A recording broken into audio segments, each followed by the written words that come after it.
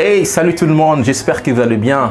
Alors, aujourd'hui, nous allons parler sur le breakdown du spot que nous venons de shooter de Madjabouka. Mes clients partout dans le monde ont une très grande importance à mes yeux. Et prendre soin d'eux requiert de ma part une attention méticuleuse. Abonnez-vous massivement sur la chaîne YouTube. Alors, sans plus tarder, let's go! Oui, aujourd'hui nous allons parler sur les astuces, quels sont les gears qu'on a utilisés. Nous allons vous parler du set design, comment est-ce que nous avons eu à faire tous ces défis-là, à relever tous les challenges. Alors Madjabouka, les projets étaient de faire un concept et de définir trois services qu'ils utilisent. Alors il y a le service de transport VIP, il y a le service de transport l'IAS moyenne et les transports en commun. Dont les petites voitures, les Suzuki.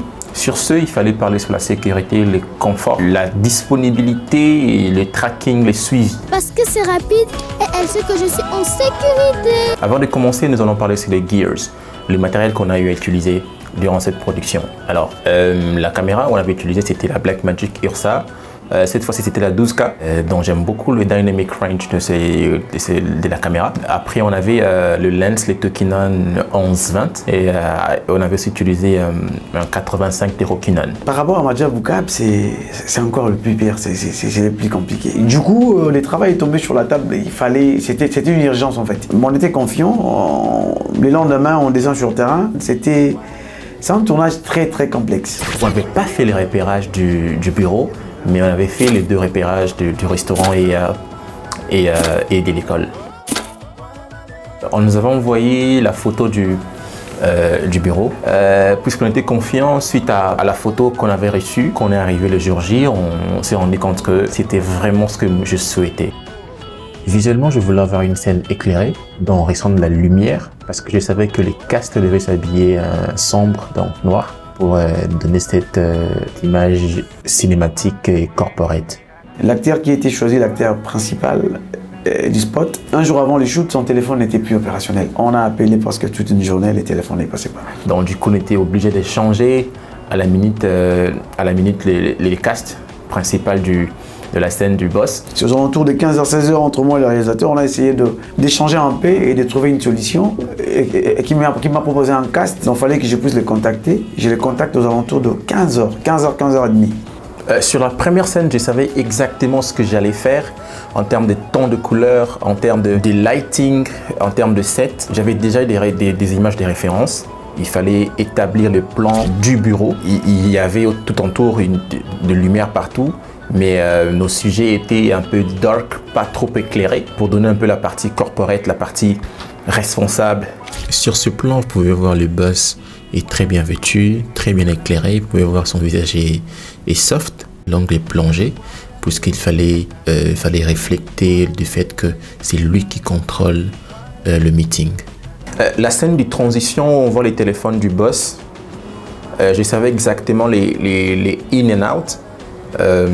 Donc c'est pour cela qu'on a fait les in qui était face du téléphone et les out qui était l'arrière du téléphone.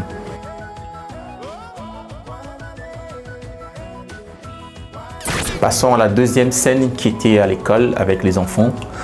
C'est toujours pas facile de jouer avec les enfants. Vous pouvez voir que dans le tournage, quand les enfants sont arrivés, on a eu à discipliner les enfants, il fallait qu'ils se mettent en ligne.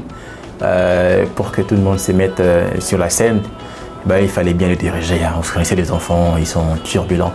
Et surtout qu'ils étaient vraiment turbulents, tout ce qui était là présent.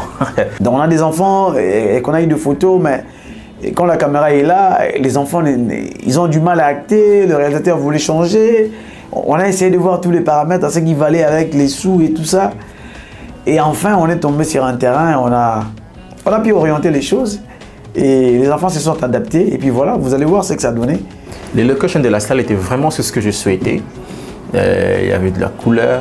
On a redesigné la salle dans laquelle on a placé la composition qu'on voulait. J'avais utilisé un 1.8 derrière comme backlight. Ça juste reflété la partie particle light pour donner un peu plus de lumière dans l'environnement. Le Mali, c'est tout dans quel continent?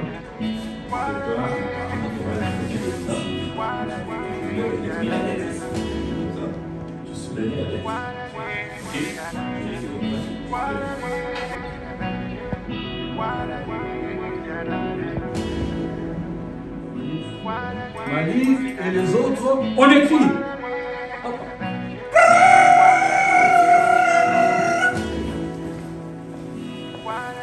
Très bien, coupé. Ça sonne.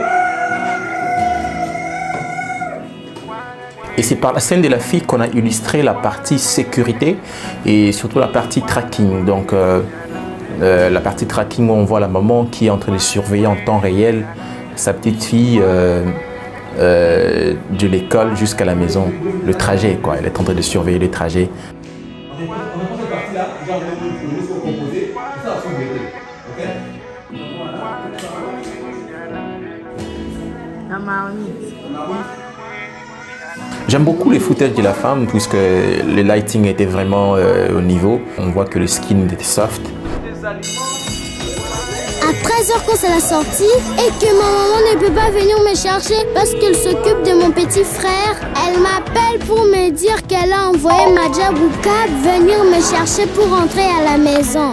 Je peux prendre des taxis comme mes amis, mais maman dit qu'elle préfère Madja Boukab parce que c'est rapide et elle sait que je suis en sécurité. Scène du restaurant, oui. Cette scène-là... Donc là, je crois, cette fois-ci, on est resté... Déjà, on est professionnel, mais cette fois-ci, on est resté plus professionnel. Parce qu'il y avait des timings calés. Vous savez, à Kinshasa, lorsque vous négociez en location, on vous donne 2 heures. Peut-être vous shootez pendant 2 heures, vous shootez pendant 3 heures. Mais je pense que par rapport à ces restaurants, ils étaient très catégoriques. Donc la négociation a été faite pour 2 ou 3 heures. Je me rappelle 3 heures de tournage. Donc maintenant, on a shooté dans cet espace. On est allé à 2h30, 2h45. Donc on a même économisé 15 minutes qui nous a permis afin que les acteurs puissent prendre un coca, manger un pizza et tout. Mes références étaient basées sur les lunch bars un peu colorés, les practical lights, les lumières aux alentours. On a eu à concevoir, on a eu à placer nos lumières. Ça a vraiment donné ce que je m'entendais. C'était coloré, il y avait de la jeunesse là aux alentours, c'était fun. 3, 2, 1, action, on y va.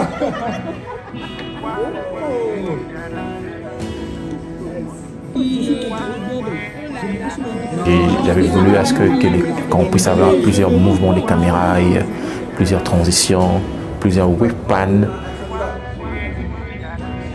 Juste après la scène du lunch bar, on sort dehors pour faire la scène où il prenait le taxi.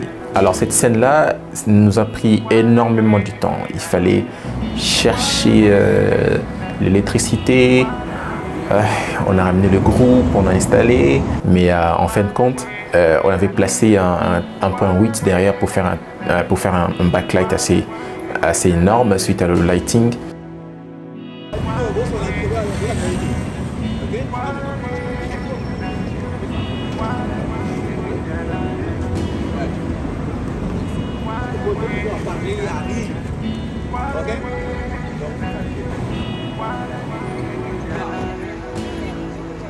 Dans 3,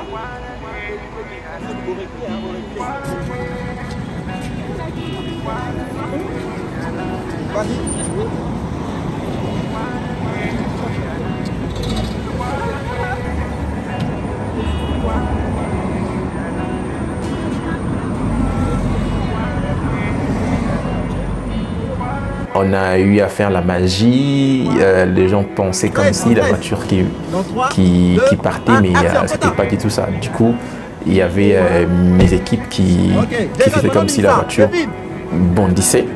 Et il y avait un backlight qui faisait des allers-retours pour donner un peu plus l'impression comme s'il y avait plusieurs lumières qui passaient, comme si la voiture partait. Je ne vous mens pas, cette scène-là nous a pris énormément du temps. Vous savez, la perfection, c'est important, mais après maintenant la production, il faut voir les timings aussi. Hein. Là, c'est les producteurs qui me rappellent tout le temps. Ils me rappellent ça tout le temps. Moi, vous savez, je suis trop créatif, j'aime toujours la perfection. Du coup, ça nous a vraiment pris énormément de temps et j'ai même pas vu les temps passer. Là, on est resté plus professionnel et après, on a eu des scènes de l'extérieur qui nous a amené à l'extérieur du Showbiz, devant Showbiz. On a tourné, on est allé jusqu'à la ville. À côté de l'ANER, c'est à 2 h du matin. Et voilà avec tous les risques qui nous accompagnaient. Et les chégués, les maîtres de la nuit. C'est juste à côté de l'ANER, il y a eu des agents qui sont passés à tout moment. Il fallait négocier. La scène en question, on l'a tournée dans un endroit très chaud. C'était très compliqué. On a shooté ce shoot, je crois qu'on a fini vers 3h, 3h30. On a tourné cette scène-là le plus vite possible puisqu'on n'avait pas assez du temps. Il fallait les faire rapidement parce qu'à ce moment-là, c'était vraiment chaud. Hein. Même si on a fait à la va-vite, mais c'était très bien passé. Après le travail, moi et mes amis aimons nous rencontrer pour killer le temps d'un week-end. Sauf que ce samedi-là, alors qu'on rentrait en taxi, le chauffeur s'arrête en chemin pour prendre un autre client en express. Chauffeur, non. Et nous demande de descendre. On n'avait pas d'autre solution parce que, vu l'heure et nombreux que nous étions, aucun taxi ne voulait s'arrêter. Je me demande comment j'ai pu oublier que je pouvais commander un Madjabou Cab. Une fois fait, nous sommes rentrés tranquillement chacun chez nous. Et d'ailleurs, mes amis m'ont prévenu que la prochaine fois, c'est Madjabou Cab aux lignes 11. Shout out vraiment à tous ces jeunes-là, au cast, qui ont pu gérer professionnellement les timings. Ils étaient vraiment à la hauteur. On a fini les gars, it's a wrap. On acclame. Fin de tournage.